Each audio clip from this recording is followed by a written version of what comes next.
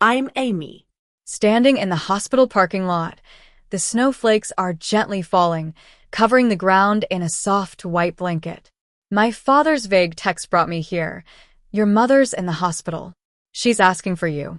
But as I walk into the hospital room, I see my mother sitting up in bed, looking pale but far from critical. My father paces beside her, his face darkening when he spots me. Finally, he snaps. We've been waiting for hours. I glance at my watch. I came straight from work. What happened? My mother flutters her hand to her chest. My heart. The doctor says it's due to all we've been going through. The guilt tries to well up, but I push it down. What's the exact diagnosis? My father jumps in. Does it matter? Your mother is suffering, Amy. We're drowning in medical bills. Just then, Lily, my younger sister, steps into the room. She pushes up her designer sunglasses and matter of factly says, it was a panic attack, not a heart attack. She's being discharged in an hour. Our eyes meet, and for a split second, I see something like respect in her eyes. But then my mother insists, we still need help. We're really suffering, Amy. Lily steps closer, lowering her voice. Dad had to take that retail job. If anything happens to them because they can't afford their meds, it's on you. She touches my arm, and I look at her manicured hand, noticing the bracelet I once paid for. I take a deep breath and say steadily, I can recommend a great financial counselor, the one who helped me recover from supporting all of you for years. My mother's face hardens. That's your response? Paperwork? You have the money. Lily erupts. Why won't you help them? I meet her gaze directly. The same reason you spent all the money I sent on yourself. The silence that follows is almost cleansing. I pick up my purse and say, I wish you all the best. Then I walk out, my steps lighter than when I entered. As I drive away, I'm reminded of how it all started. My parents, Mr. and Mrs. Thompson, are middle-class folks who always put Lily on a pedestal. I was the responsible one, always working hard to make ends meet. When I was 14, they converted my bedroom into Lily's art studio. They said she had a gift, and I had to make do on the couch for the next 5 years.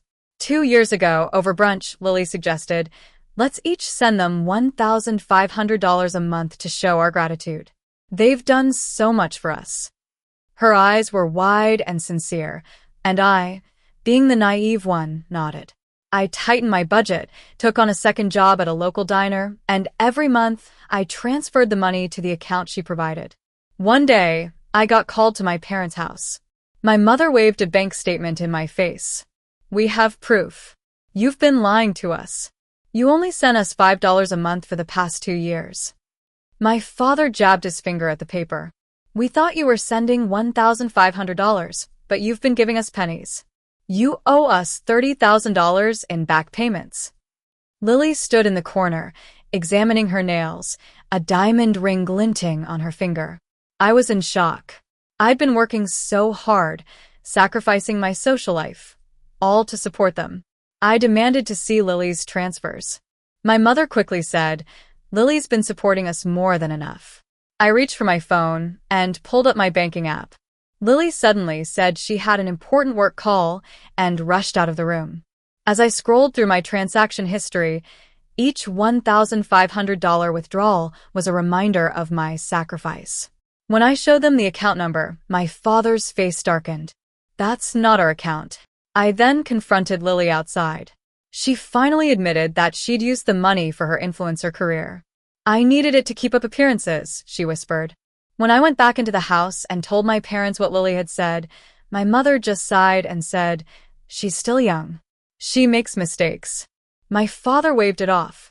It's just money. Why are you being so dramatic? I realized then that they wanted the money hidden from the government. They threatened to disown me if I didn't pay the $30,000 and said I'd lose Grandpa's inheritance. I walked out and called my best friend, Sarah. I need help, I said, my voice breaking. Over the next few weeks, they kept pressuring me. They showed up at my workplace, and I had to get a security guard to escort them out. Their lawyer sent me a letter demanding the money. But I stood my ground. I documented everything, followed my therapist's advice, and created a support network around me. My co-workers at the marketing firm where I work set up a buffer zone for me, and my friend Maya offered me her spare room if things got too bad. I got a promotion at work, and for the first time, I didn't have to worry about how much of my raise would go to my family. I moved into a new apartment, and it felt like a breath of fresh air. Lily's influencer career started to crumble without my financial support. Her Instagram, once filled with luxury vacations and designer clothes, now shows budget-friendly finds. Her follower count has dropped significantly. My parents had to downsize their house to a smaller condo. And as I sit in my car, driving away from the hospital, I know that I've made the right choice. I've reclaimed my life, and I'm not going back. I look at myself in the rear view mirror and see a woman who stands tall, whose smile is genuine, and whose laughter comes easily. I've learned that sometimes the most loving thing you can do for yourself and others is to walk away.